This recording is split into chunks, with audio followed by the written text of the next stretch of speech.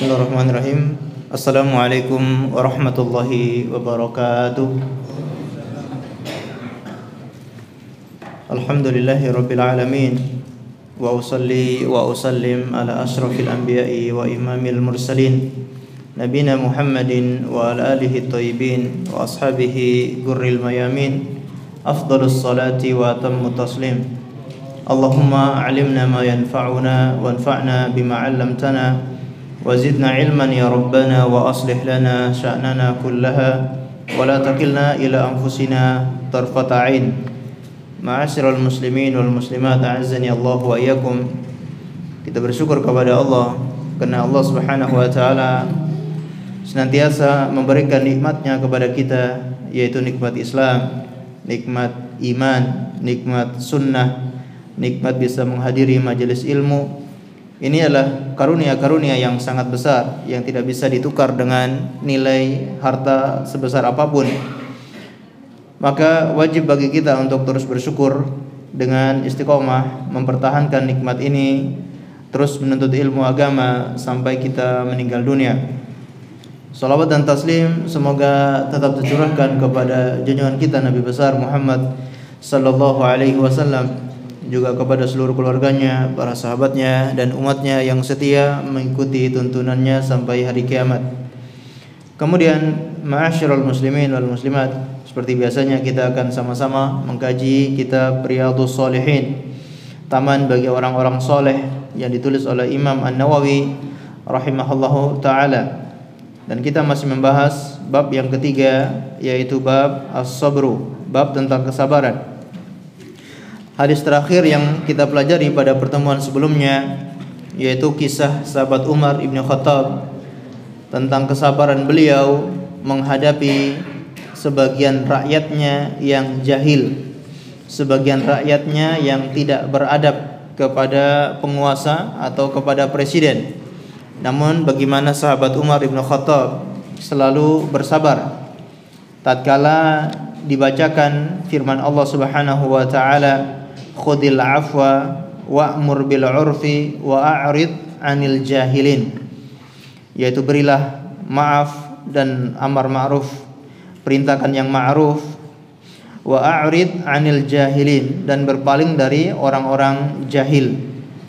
Ini adalah pelajaran yang berharga yang bisa kita teladani dari sahabat Umar bin Khattab radhiyallahu anhu.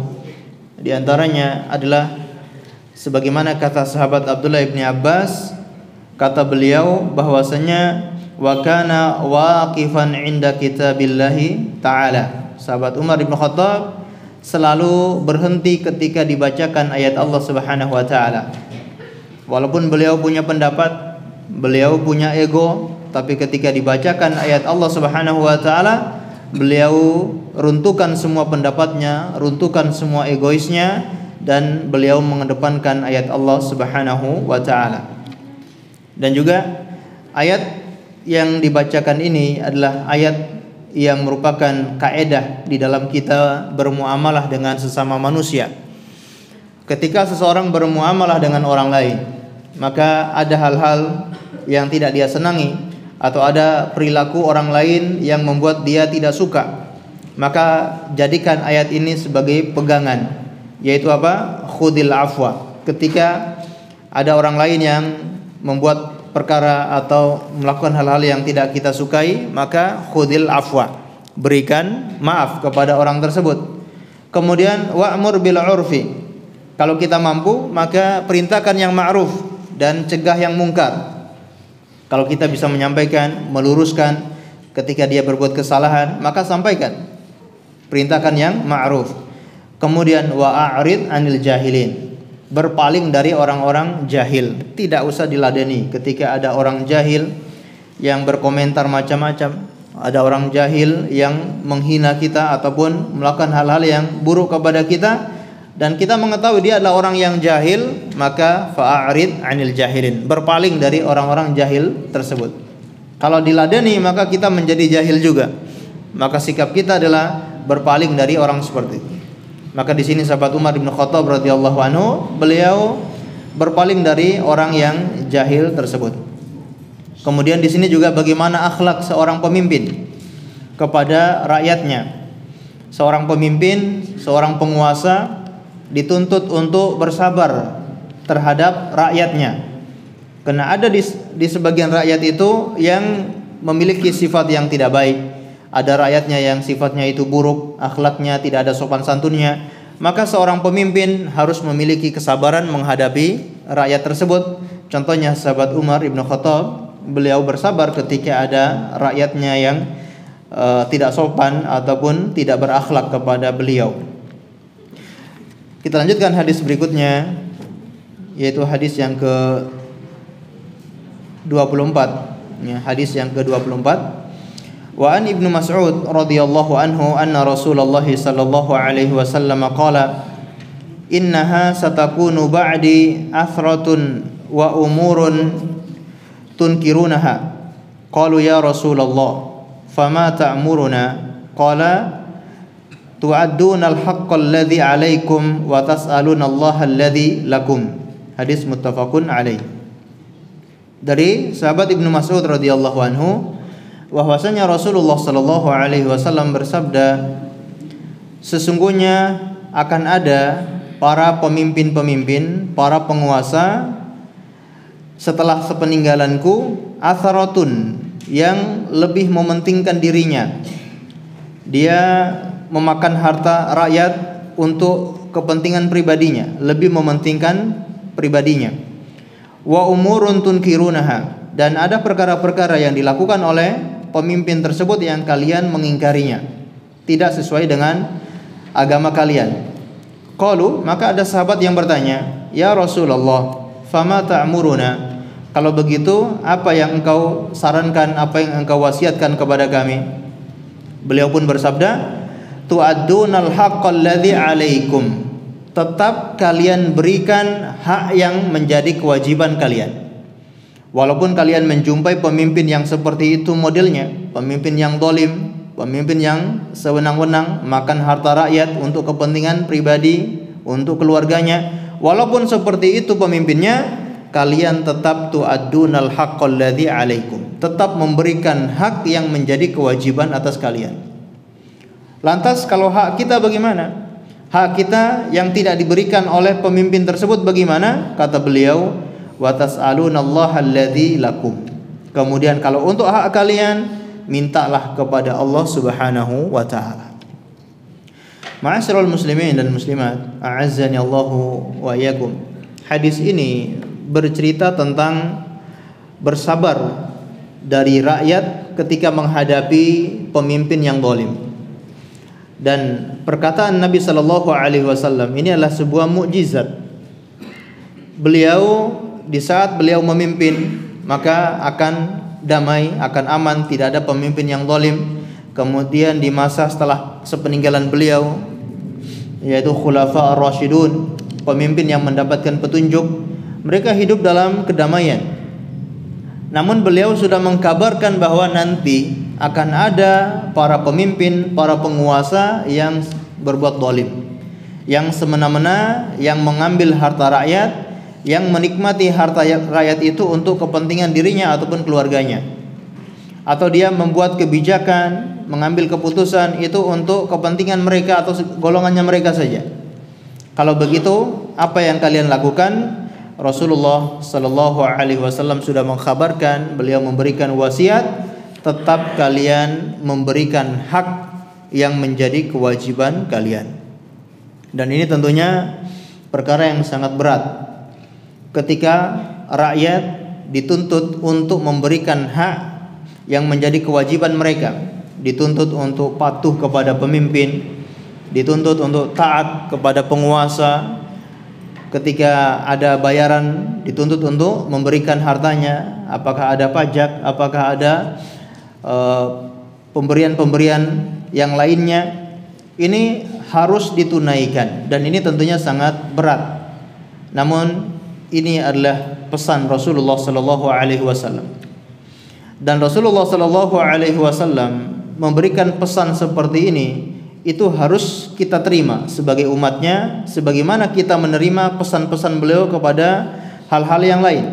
Beliau memerintahkan kita untuk beribadah yang lain, memerintahkan kita untuk sholat, memerintahkan kita untuk berpuasa, kita bersabar dalam sholat, bersabar dalam berpuasa, bersabar ketika membayar zakat, termasuk kita dituntut untuk bersabar ketika menghadapi pemimpin yang zalim. Apakah ada solusi yang lain? Tidak ada. Solusi dari beliau cuma satu, ketika kalian menghadapi pemimpin-pemimpin yang zalim, solusinya cuma satu, yaitu kalian bersabar. Adapun hak kalian minta hak kepada penguasa tidak dikasih, hak-hak kalian tidak diberikan, maka hak kalian minta kepada Allah Subhanahu wa taala. Ma'asyiral muslimin dan muslimat, a'azzanallahu wa iyyakum. Ini juga menjadi pelajaran bagi kita bahwa kita sebagai seorang muslim diajari oleh Rasulullah sallallahu alaihi wasallam untuk tidak terlalu bergantung kepada manusia, tidak terlalu bergantung kepada pemimpin, tidak terlalu bergantung kepada seorang penguasa, seorang presiden, seorang raja. Kita hanya bergantung kepada Allah Subhanahu wa taala. Di sini Rasulullah mengatakan, kalau untuk hak kalian mintalah kepada Allah Subhanahu wa taala. Beliau ajari umatnya agar jangan bergantung kepada makhluk, tapi hanya bergantung kepada Allah Subhanahu wa taala. Walaupun pemimpin kita zalim, raja ini tidak memberikan hak rakyatnya, presiden ini semena-mena memakan uang rakyat, walaupun demikian kita punya raja segala raja, kita punya penguasa segala penguasa, kita punya raja yang akan memenuhi segala kebutuhan kita, kita punya raja yang akan menolong, melindungi kita sekalian. Kapanpun kita minta, kapanpun kita mengetuk pintunya tetap terbuka untuk kita sekalian. Siapa itu? Allah Subhanahu wa taala. Seringkali Allah Subhanahu wa taala menamakan dirinya dengan raja. Sebagaimana dalam surat Tabarakalladzi biyadihil mulk. Segala puji, Tabarakalladzi, maha suci Allah, Tabarakalladzi biyadihil mulk. Segala tabarakat, maha suci Allah yang di tangannya segala kerajaan. Allah Subhanahu wa taala mengatakan di tangannya segala kerajaan. Allah lah yang menjadi raja di atas segala raja. Kalau kita punya raja, yaitu Allah Subhanahu wa taala, maka akan membuat kita tenang. Walaupun di dunia ini raja kita berbuat zalim, di dunia ini pemimpin kita semena-mena, presiden kita tidak peduli kepada rakyatnya, namun tetap kita bahagia, tetap kita tidak boleh putus asa karena kita punya presiden, kita punya raja di atas segala raja, yaitu Allah Subhanahu wa taala.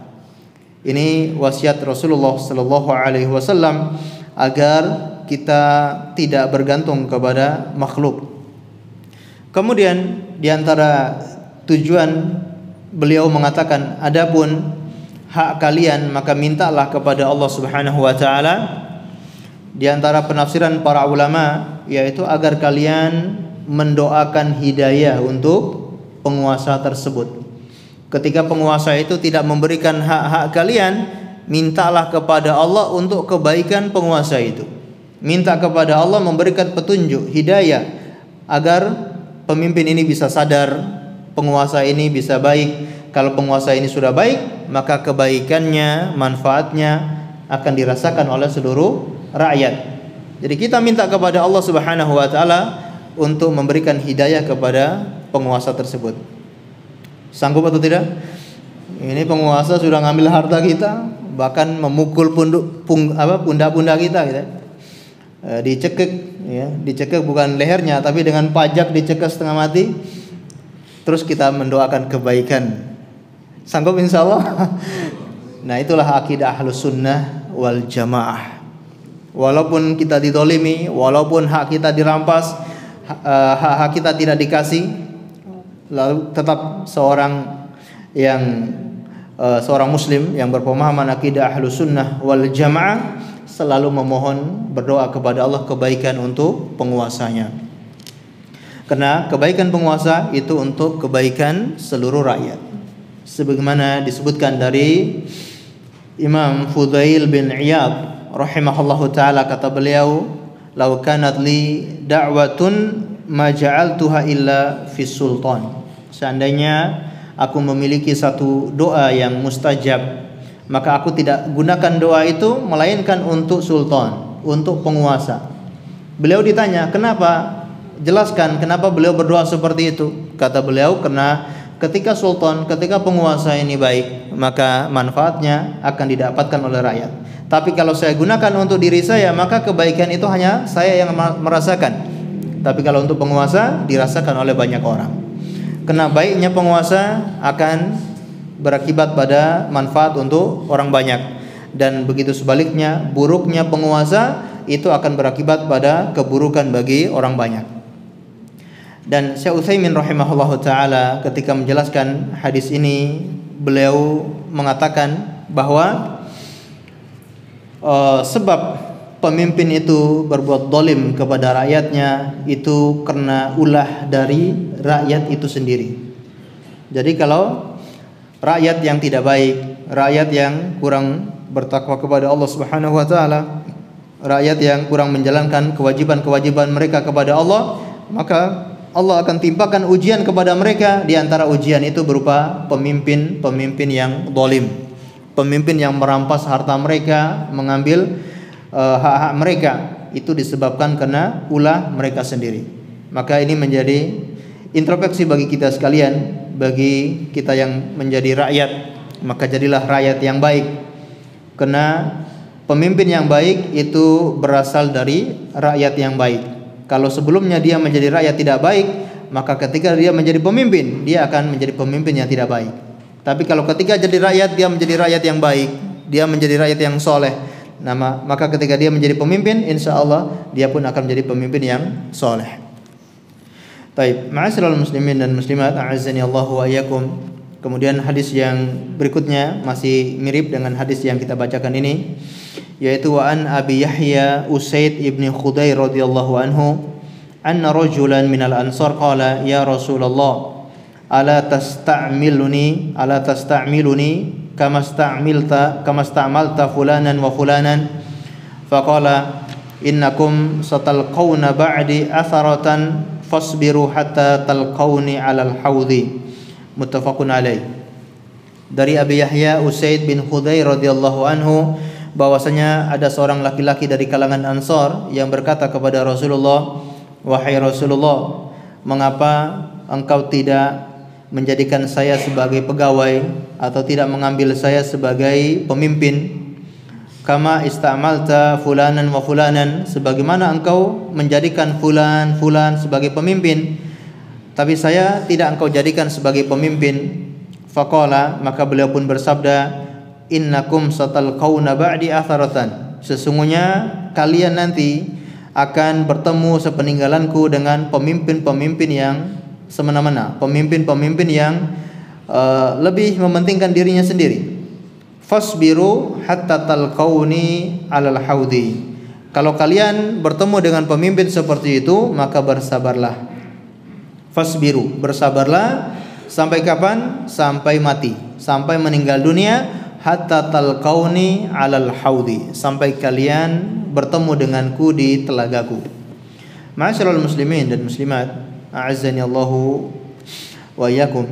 Hadis ini menceritakan kepada kita bahwa ada seorang dari kalangan Ansar yang minta jabatan, minta menjadi pemimpin. Ketika dia minta seperti itu, jawaban dari Nabi sallallahu alaihi wasallam bukan memberinya jabatan, bukan memberinya sebagai pemimpin, tapi justru jawaban dari Nabi sallallahu alaihi wasallam adalah apa? Kalian nanti akan bertemu dengan pemimpin-pemimpin yang zalim, pemimpin-pemimpin yang lebih mementingkan dirinya daripada rakyatnya. Maksudnya bagaimana? Menunjukkan bahwasannya menjadi pemimpin itu bukan masalah yang ringan.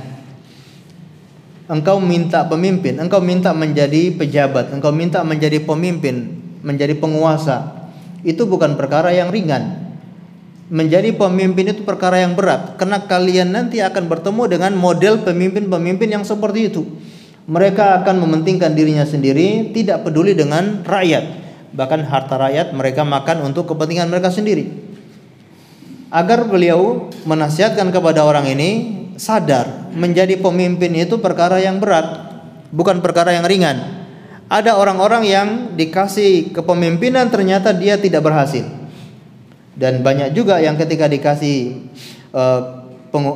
kekuasaan, dia berhasil, dia sukses memegang kekuasaan itu karena dia orang yang amanah, dia orang yang adil, dia orang yang jujur, dia berhasil.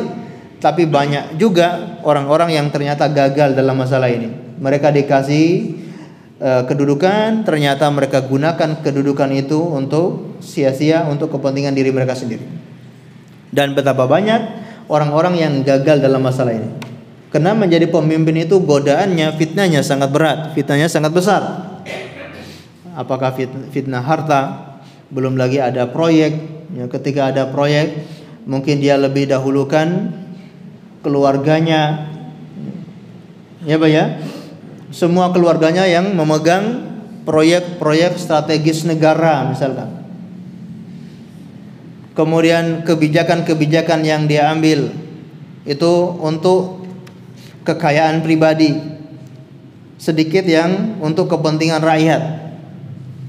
Belum lagi godaan harta, ya, godaan harta, disogok sana disogok sini, dan berbagai macam godaan-godaan seperti itu. Kalau dia tidak kuat, maka itu sangat berbahaya dan itu bisa mencelakakan dirinya sendiri. Sahabat Nabi sallallahu alaihi wasallam yang bernama Abu Dzar Al-Ghifari rahimahullahu taala juga pernah minta jabatan kepada Rasulullah sallallahu alaihi wasallam. Kata Abu Dzar, dan ini cerita dari beliau sendiri, an Abi Dzarrin radhiyallahu anhu qala qultu ya Rasulullah ala tasta'miluni. Aku berkata kepada Rasulullah, wahai Rasulullah, kenapa engkau tidak memberi saya jabatan? Fadaraba biyadihi ala mankibai thumma qala. Beliau pun memukul dengan tangannya di atas pundakku kemudian berkata, ya Abu Dzar, innaka dha'if wa innaha amanatun wa innaha yaumal qiyamah hizyun wa nadamatun illa man akhadaha bihaqqiha wa adda alladhi alaihi fiha. Wahai Abu Dzar, sesungguhnya aku tahu engkau orang yang lemah. Wa innaha amanah, dan sesungguhnya jabatan itu, kepemimpinan itu adalah sebuah amanah. Wa innaha yaumal qiyamah khizyun wa nadamah, dan sesungguhnya jabatan itu nanti pada hari kiamat kebanyakannya adalah keburukan, penyesalan, ya, keburukan dan juga penyesalan. Illa man akhadaha bihaqqiha, kecuali orang-orang yang mengambil dengan haknya, dia menjalankan jabatan itu dengan haknya. Wa adda alladhi alaihi fiha, kemudian dia menunaikan kewajiban, menunaikan tanggung jawab yang ada di dalam kekuasaan tersebut. Maka tidak gampang. Di zaman kita sekarang ini orang berebut, ya, untuk menjadi penguasa. Mereka bersaing untuk menjadi pemimpin, berebut untuk menjadi wali kota, berebut untuk menjadi gubernur, berebut untuk menjadi kepala ini kepala itu, berebut untuk menjadi presiden. Padahal ini sangat berat. Dalam hadis yang lain kata Rasulullah sallallahu alaihi wasallam, innakum satahrisuna 'alal imarah.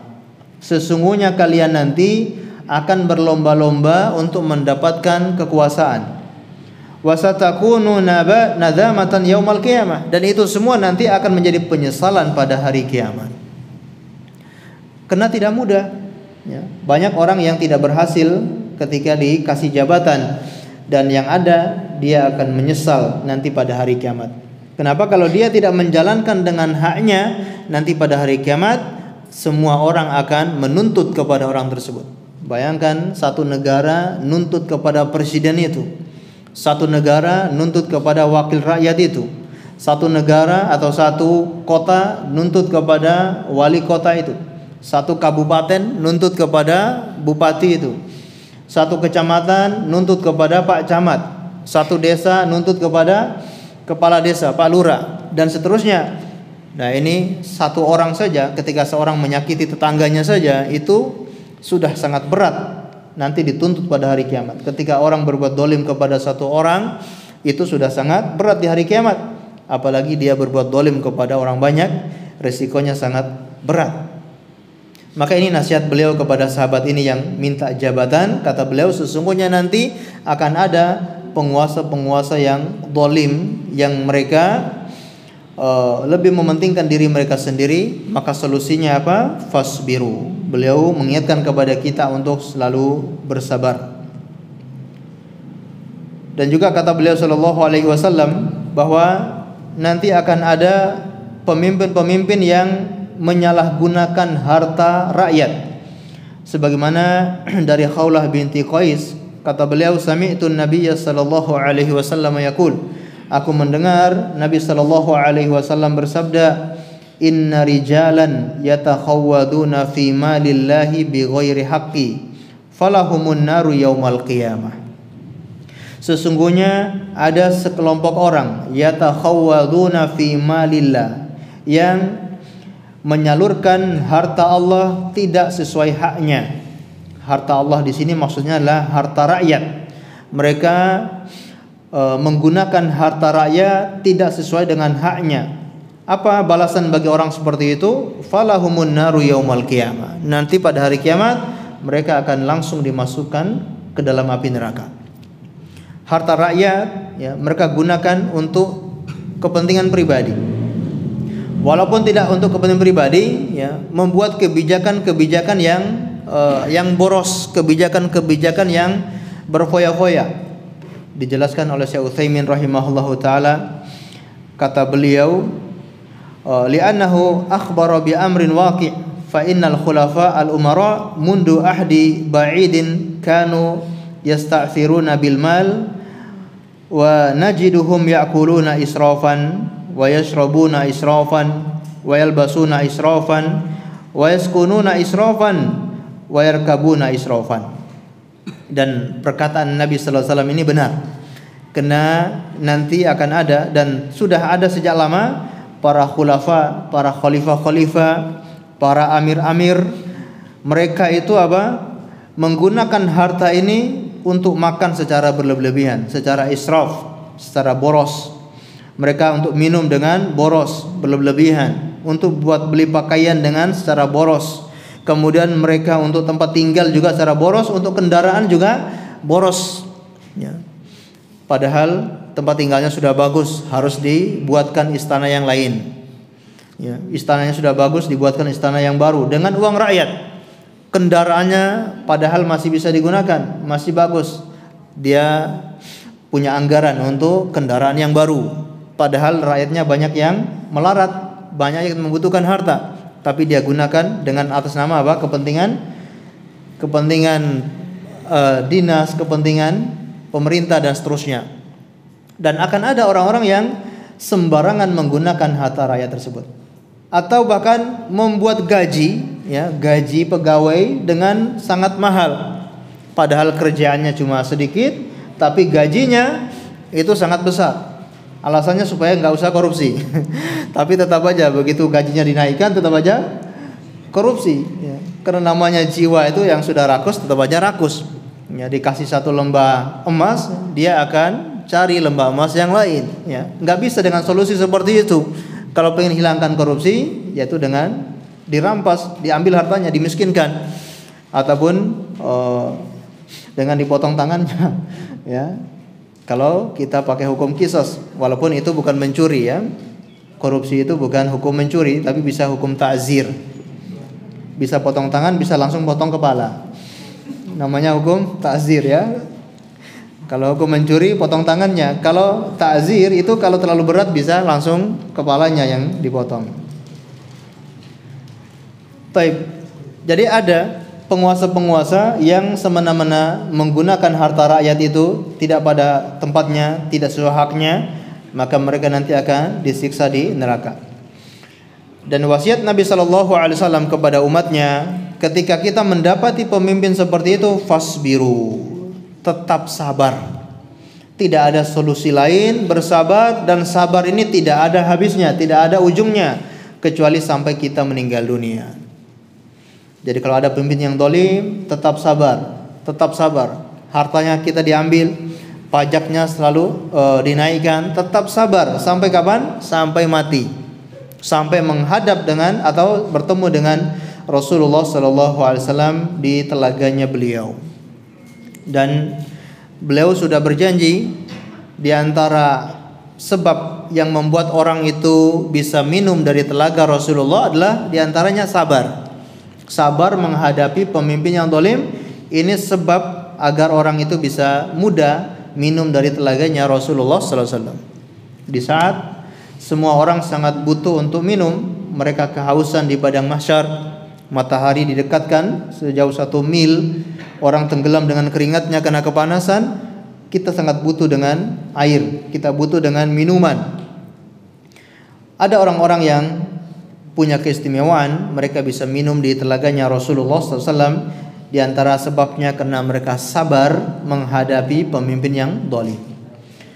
Dari hadis ini juga kita bisa pahami dengan kebalikannya, mafhumul mukhalafah, pemahaman sebaliknya. Kalau tidak sabar dengan kezaliman pemimpin, itu bisa mempersulit seseorang minum dari telaganya Rasulullah sallallahu alaihi wasallam.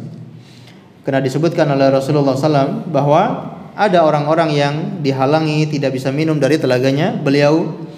Hal itu sebagaimana hadis yang cukup panjang dikisahkan oleh sahabat Anas ibni Malik radhiyallahu anhu.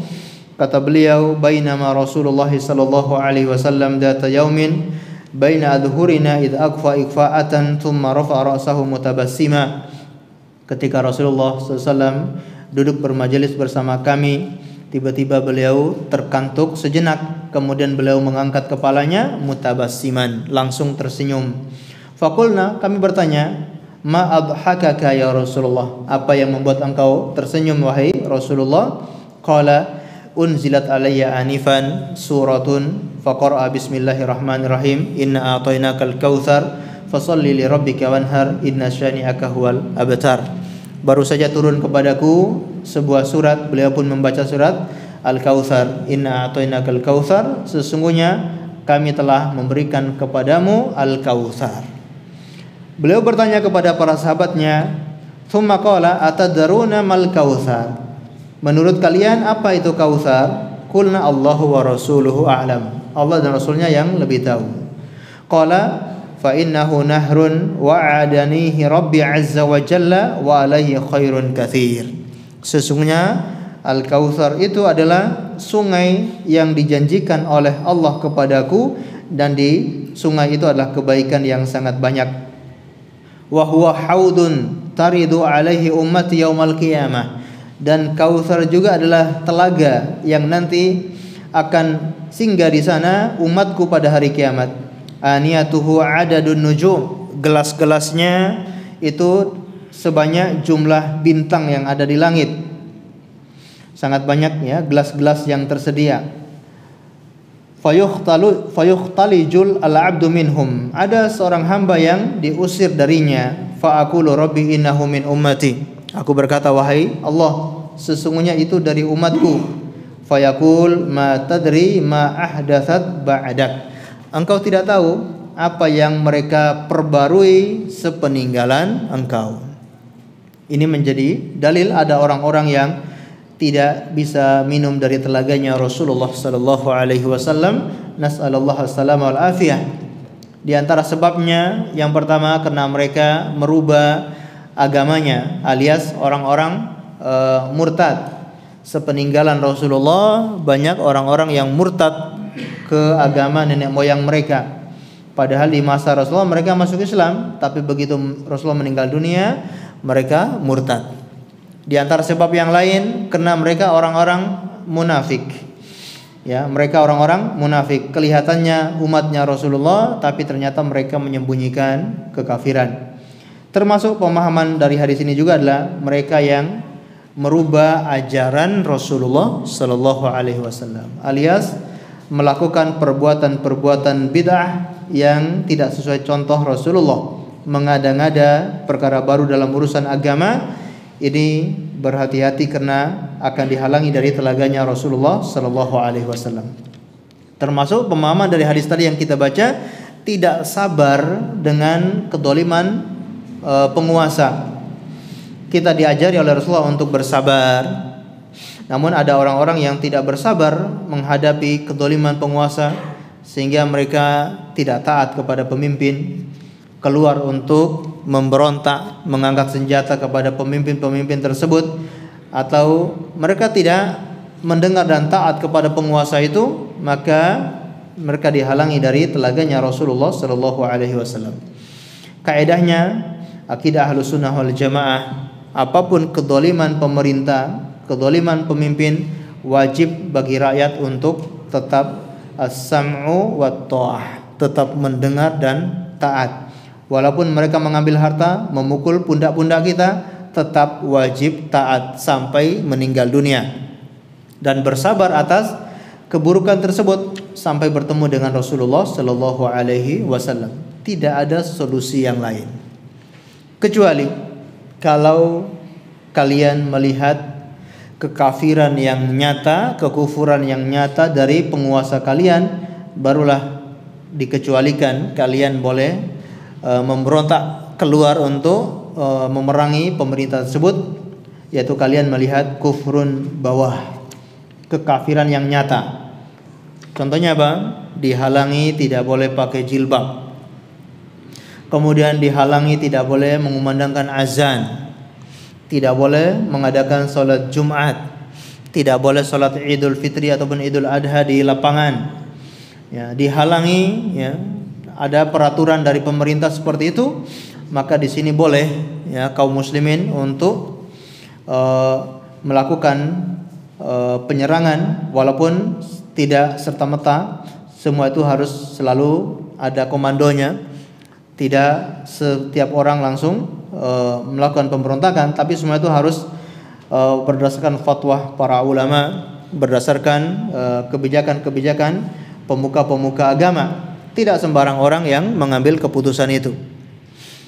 Walaupun hukumnya boleh, tapi tidak boleh serampangan.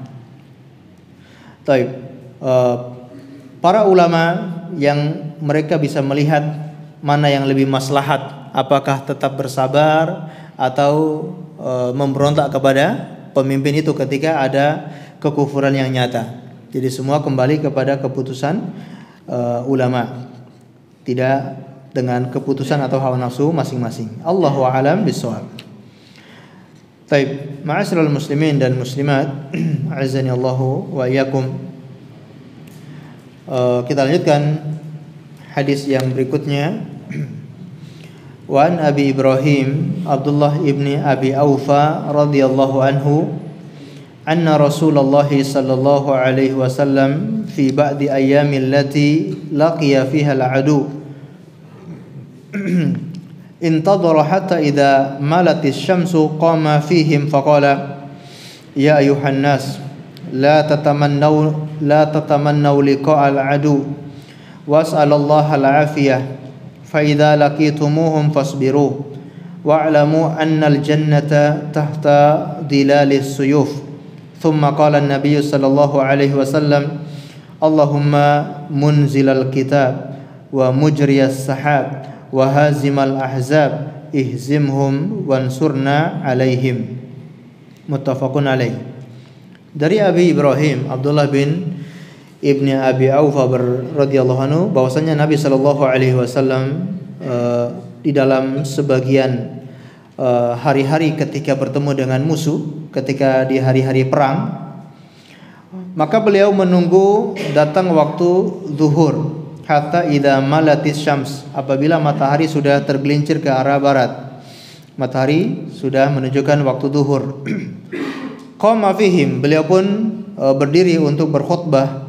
Faqala, lalu bersabda, ya ayuhan nas, wahai sekalian manusia, la tatamannaw liqa'al adu, jangan kalian berangan-angan untuk bertemu dengan musuh, jangan bercita-cita untuk bertemu dengan musuh. Padahal konteksnya mereka ini sedang dalam kondisi perang. Dalam kondisi perang, ya, Rasulullah memberikan instruksi kepada para sahabatnya supaya jangan sekali-kali kalian bercita-cita bertemu dengan musuh. Was'alallaha al-afiyah, namun mintalah kepada Allah kebaikan, kesehatan, kenikmatan, kebaikan. Fa idza laqitumuhum fasbiru, namun apabila kalian sudah bertemu dengan musuh, bersabar. Wa'lamu annal jannata tahta dhilali suyuf. Ketahuilah bahwasanya surga itu di bawah bayang-bayang pedang. Kemudian beliau pun berdoa, Allahumma munzilal kitab, ya Allah, Engkau yang menurunkan Alkitab, Engkau yang menjalankan awan, wa hazimal ahzab, Engkau yang mampu menghancurkan sekutu-sekutu, ihzimhum, kalahkan mereka, hancurkan mereka, wansurna alaihim, tolonglah kami atas mereka. Ma'asyiral muslimin dan muslimat, a'azzani Allahu wa iyyakum. Dari hadis ini Rasulullah sallallahu alaihi wasallam mengajarkan kepada kita bahwa walaupun menghadapi musibah itu pahalanya sangat besar. Orang yang bisa bersabar ketika ditimpa musibah itu perkara itu pahalanya besar. Walaupun demikian tidak boleh seseorang itu mengharapkan datangnya musibah. Datangnya musuh, mengharap bertemu dengan musuh ini juga musibah. Karena ketika bertemu dengan musuh antara dua, bisa hidup atau mati. Kalau dia meninggal dunia, anak-anaknya menjadi yatim, istrinya menjadi janda, atau paling tidak dia kena luka-luka. Kalau tidak sampai meninggal dunia, ya, ketika terkena padang ataupun senjata tajam, paling tidak dia terkena luka-luka, dan itu keburukan, itu musibah. Rasulullah SAW melarang kita, jangan kalian bercita-cita untuk bertemu musuh. Akan tetapi mintalah kepada Allah al-afiyah, minta yang baik-baik, jangan minta yang buruk-buruk. Rasulullah SAW ketika dikasih dua pilihan pun, beliau selalu milih yang baik-baik, beliau selalu milih yang ringan-ringan, karena beliau tidak ingin memberatkan umatnya. Nah, kita pun diajari, kalau minta sesuatu, minta yang baik-baik, jangan minta yang buruk-buruk. Ada seorang sahabat Nabi yang kelihatan sangat kurus sekali. Kurusnya itu sangat kurus, hampir tidak ada daging sama sekali. Ketika melihat sahabat ini, Rasulullah bertanya, kamu pasti ada doa yang kamu minta kepada Allah. Kata sahabat ini, betul wahai Rasulullah, aku berdoa kepada Allah, ya Allah, seandainya nanti di hari kiamat Engkau menyiksa saya, Engkau memberikan azab kepada saya, maka azab saya di dunia ini saja.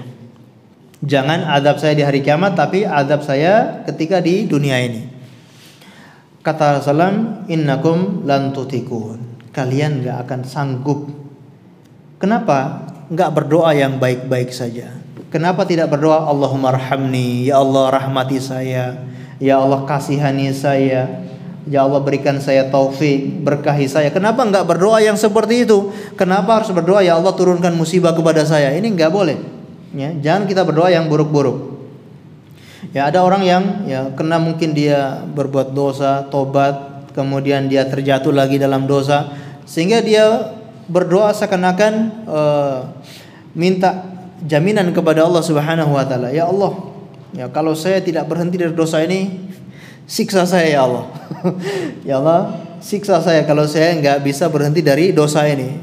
Belum tentu kita mampu berhenti dari dosa itu. Maka minta yang baik-baik. Ya Allah, beri saya hidayah, beri saya taufik, hiasi hati saya dengan keimanan, bikin saya benci terhadap kemaksiatan. Doa yang baik-baik, enggak usah doa minta diazab, minta disiksa, ini enggak perlu. Ya, karena kita enggak tahu dan kita enggak akan sanggup ketika Allah menurunkan azabnya.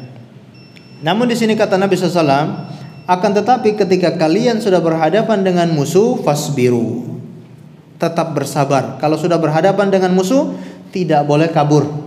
Wajib kalian menghadapi musuh itu sampai titik darah penghabisan. Tidak boleh lari dari medan perang ketika sudah berhadapan dengan musuh. Dan orang yang lari dari medan perang bahkan termasuk salah satu dosa besar. Ya, kata Rasulullah, ijtanibu sab'al mubiqat, jauhilah oleh kalian 7 dosa besar. Di antaranya at-tawalli yaumuz zahfi, yaitu kabur dari medan perang. Ketika perang sedang berkecamuk, dia kabur. Nah, ini dosa besar. Fasbiru, bersabar. Dan beliau mulai memotivasi para sahabatnya, ketahuilah annal jannata tahta dhilalis suyuf, bahwasanya surga itu di bawah bayang-bayang pedang. Ya. Artinya orang yang melihat kilauan pedang, bayang-bayang pedang, itu menjadi fitnah tersendiri. Ya, dia sabar atau tidak? Ya, ketika dia melihat musuhnya sudah menenteng pedang yang sangat berkilau, yang sangat panjang, yang tajam. Kira-kira dia sabar atau tidak? Kalau nggak sabar, ya dia pasti kabur. Nah, makanya orang yang berjihad di jalan Allah Subhanahu wa taala nanti di alam kubur mereka tidak terfitnah kubur, mereka tidak ditanya di alam kubur. Kenapa?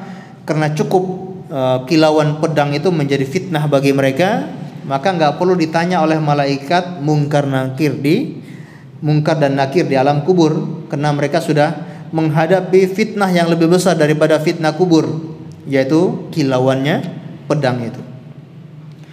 Allahu a'lam bishawab. Kita dengarkan azan terlebih dahulu, kemudian kita lanjutkan sedikit insyaallah.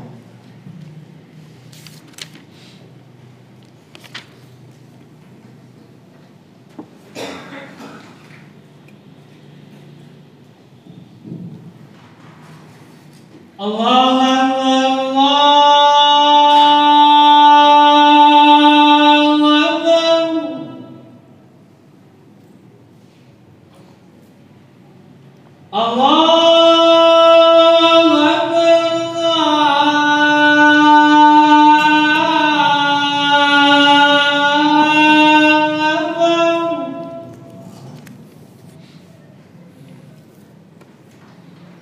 Asyhadu an la ilaha illallah.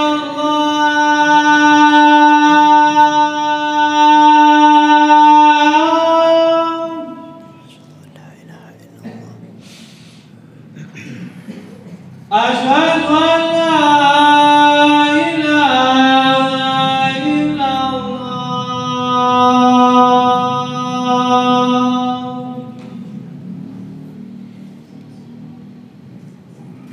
Asyhadu anna Muhammadan Rasulullah.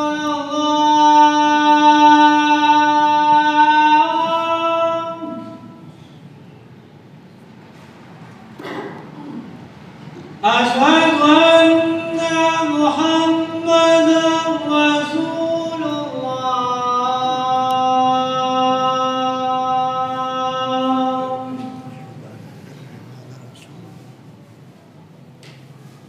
Hayya 'alas shalah.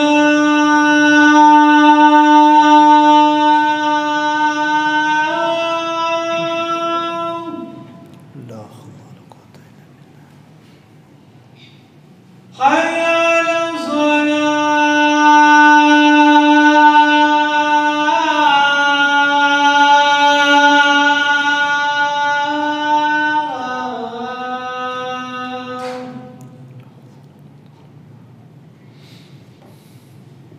Hayya 'alal falah.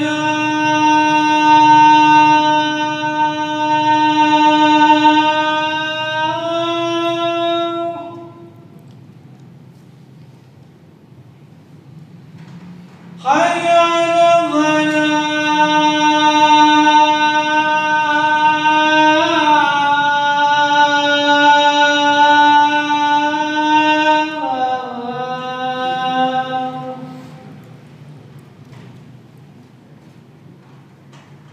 Allahu Akbar, Allahu Akbar.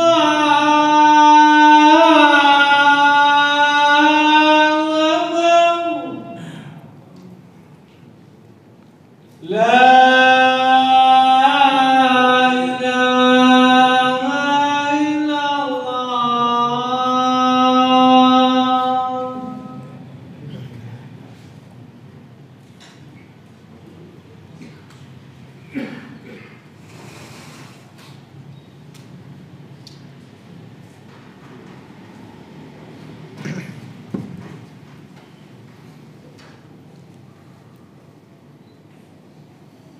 Baik, ma'asyiral muslimin wal muslimat, a'azzani Allahu wa iyyakum. Hadis yang terakhir ini berkenaan dengan bersabar, tapi bersabar ketika menghadapi musuh, bersabar di dalam peperangan. Ini hadis terakhir yang dibawakan oleh Imam An-Nawawi rahimahullah di dalam bab sabar. Dan di akhir daripada hadis ini Rasulullah SAW berdoa kepada Allah dengan bertawassul. Beliau bertawassul dengan sifat-sifat Allah Subhanahu wa taala atau dengan perbuatan Allah Subhanahu wa taala. Kata beliau, Allahumma munzilal kitab, ya Allah, Engkau yang telah menurunkan Alkitab, wa mujriyas sahab, Engkau yang telah menjalankan awan. Karena tidak ada yang bisa menjalankan awan ini yang kita lihat bergerak ke sana kemari, melainkan hanya Allah Subhanahu wa taala. Wa hazimal ahzab, dan hanya Allah yang bisa menghancurkan sekutu, musuh-musuh. Ihzimhum, dan hancurkanlah mereka, kalahkan mereka, dan tolonglah kami atas mereka. Rasulullah sallallahu alaihi wasallam tidak pernah mengandalkan kemampuan pasukannya. Beliau sebagai panglima tertinggi tidak pernah mengandalkan kemampuan pasukan. Beliau selalu bersandar kepada Allah Subhanahu wa taala. Ketika berperang, walaupun jumlah pasukannya sangat banyak, beliau tidak pernah mengandalkan pasukan itu. Beliau selalu mengandalkan Allah Subhanahu wa taala. Maka kita lihat ketika beliau mau berperang, beliau berdoa kepada Allah dengan sangat sungguh-sungguh, minta betul-betul kepada Allah untuk menolong mereka. Sebagaimana kita lihat di saat perang Badar, ya, Rasulullah SAW berdoa dengan doa yang sangat panjang. Beliau mengangkat tangan dengan sangat tinggi sampai selendang yang ada di leher beliau jatuh ke bawah. Datang Abu Bakar kemudian memakaikan lagi selendang itu sampai berkali-kali. Rasulullah tidak pernah berhenti dari doa. Beliau selalu memohon bantuan kepada Allah Subhanahu wa taala. Dan ini sesuai dengan larangan beliau tadi, yaitu jangan kalian berharap untuk ketemu musuh. Karena kalau ada orang yang pengen ketemu musuh, takutnya ada perasaan ujub, perasaan bangga dalam dirinya. Ya, jangan seperti itu. Jangan berharap ketemu musuh karena jumlah kalian banyak, karena kekuatan kalian besar, senjatanya lengkap, lalu nantang-nantang, kapan ini datang musuh, kapan ini. Jangan seperti itu karena bisa menimbulkan perasaan ujub dalam hati seseorang. Tapi selalu minta yang baik-baik. Ya, kemudian ketika sudah berhadapan dengan musuh, selalu bersandar kepada Allah Subhanahu wa taala. Baik, ini selesailah hadis tentang bab sabar. Insyaallah pertemuan akan datang kita masuk bab yang keempat, bab as-sidq, bab tentang kejujuran. Allahu a'lam bishawab. Baik, barangkali cukup sekian yang bisa kita sampaikan pada kesempatan yang baik ini. Semoga bermanfaat untuk kita semuanya. Sebelum kita akhir, barangkali ada yang ditanyakan atau ada yang kurang jelas. Ya. Waalaikumsalam warahmatullahi wabarakatuh.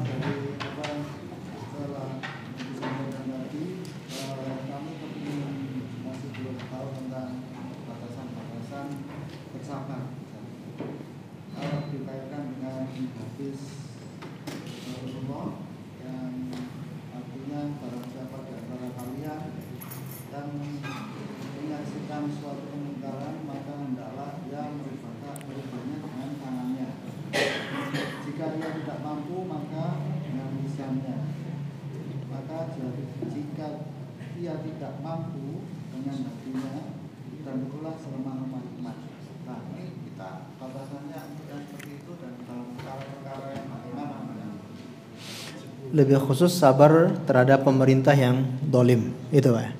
Nah, batasannya seperti apa? Bersabar, ya, terhadap pemerintah yang dolim. Jadi pernah kita terangkan di awal sekali bahwa sabar itu tidak menafikan usaha. Ini juga harus digarisbawahi. Sabar itu tidak menafikan usaha. Kita bersabar bukan berarti kita pasrah, bukan berarti kita nggak ada usaha. Tetap sabar itu urusannya hati. Sedangkan usaha, ikhtiar itu urusannya fisik. Fisik kita, jasad kita berusaha, berikhtiar, tapi hati kita sabar. Jadi ini perlu kita pahami terlebih dahulu.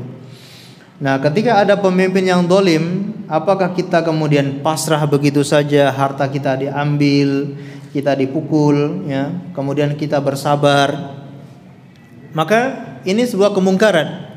Nah, ketika berhadapan dengan namanya kemungkaran, ada kaedahnya yang disampaikan oleh Rasulullah yang dibacakan tadi hadisnya.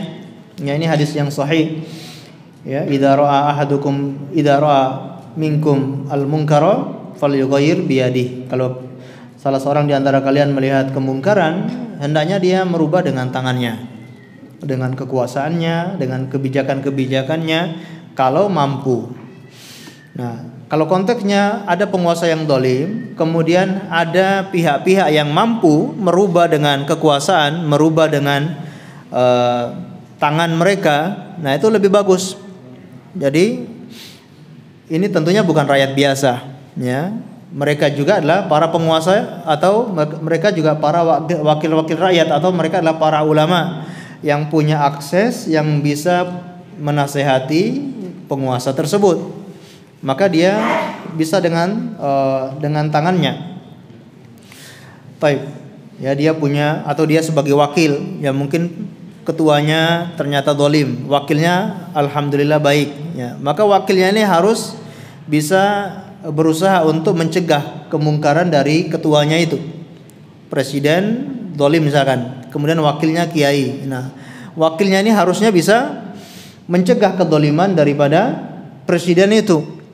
Ya. Contohnya gitu ya. Misalnya seperti itu. Ya, kalau dia punya kekuasaan, dia cegah dengan tangannya, dengan kekuasaannya. Nah, kalau tidak mampu, fabilisanihi, maka dengan lisannya. Dia menasehati penguasa itu, ya, dia sampaikan kepada penguasa itu supaya berubah, supaya sadar. Dan kalau tidak mampu juga, maka fabiqalbihi fadzalika ad'aful iman, dan itu merupakan selemah-lemahnya keimanan. Nah, ini tentunya kita rakyat biasa. Kalau kita rakyat biasa ternyata diperlakukan dengan zalim oleh penguasa dan kita tidak bisa mampu untuk menasihati penguasa itu, maka kita hanya bersabar, ya, bersabar, ya, kita bersabar dengan hati. Tidak bisa kita merubah dengan lisan, tidak bisa kita merubah dengan tangan, maka kita memilih untuk bersabar. Hak kita bagaimana? Tadi pesan Rasulullah, hak kita minta kepada Allah Subhanahu wa taala. Dan nanti pada hari kiamat, hak-hak kita itu akan dikembalikan. Ya, kata Rasulullah SAW, sesungguhnya nanti pada hari kiamat, la tu'addunal huquqa yaumal qiyamah. Nanti pada hari kiamat akan dikembalikan semua hak-hak manusia yang dulu di dunia dia tidak dapatkan, nanti di hari kiamat akan dia dapatkan. Sampai kambing yang tidak bertanduk pun akan dikembalikan haknya untuk membalas kambing yang menanduknya, yang ada tanduknya di dunia pernah menanduknya, nanti pun akan dibalas oleh Allah Subhanahu wa taala. Semua hak kita akan diberikan. Baik, mungkin seperti itu, Pak, ya. Allahu a'lam bishawab. Sampun atau satu lagi? Alhamdulillah, kalau tidak ada kita akhiri dengan membaca doa kafaratul majlis. Subhanakallahumma bihamdika asyhadu an la ilaha illa anta astaghfiruka wa atubu ilaik. Wa sallallahu ala nabiyyina Muhammad wa ala alihi washabbihi wasallam. Terima kasih atas segala perhatiannya. Mohon maaf atas segala kekurangannya. Assalamualaikum warahmatullahi wabarakatuh.